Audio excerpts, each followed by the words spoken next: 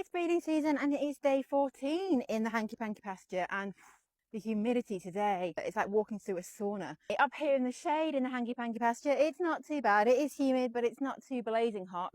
Harley's over there by the beer bench. Harley, that's the beer bench. You waiting for a beer? Good idea, my friend. Waiting over there for a date with you, lass. Go and have a beer with him. Chill out. Honestly, despite the mare Belle being in here for 14 days now, there's still no signs of her coming to season. We thought yesterday, didn't we, that there was a bit of a flirt going on. She didn't actually physically respond like any winking or splashing. That's where the mares wink their vulvas or they splash urine, and that's a good indicator of being in season.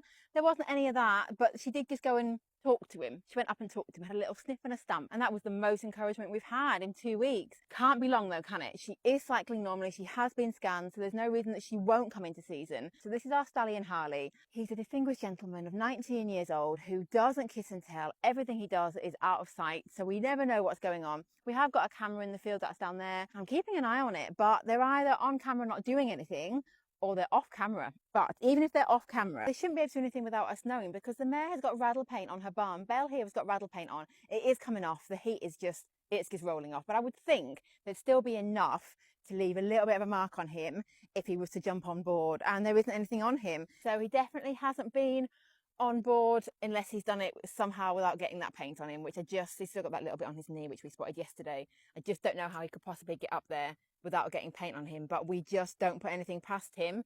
Nothing past you, eh, Harley? As I've said before, what happens in the hanky panky pasture is none of our business. That's what Harley says. So we just are playing a bit of a guessing game. We do want to know though. We want to know because we will scan the mare timed based on when he's covered her. So we'd want to be scanning her 14 to 17 days after ideally last cover, so we can try to identify pregnancy while it's visible but before it implants. That's the name of the game, but we've got no clues here. So we just have to keep the faith, I think.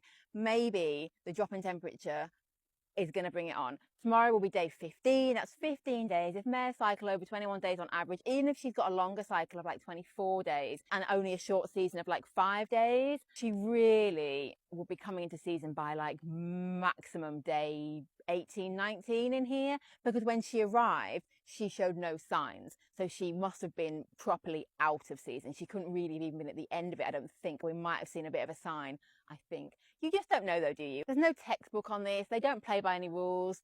It's biology, it's nature. You know what you're doing, don't you?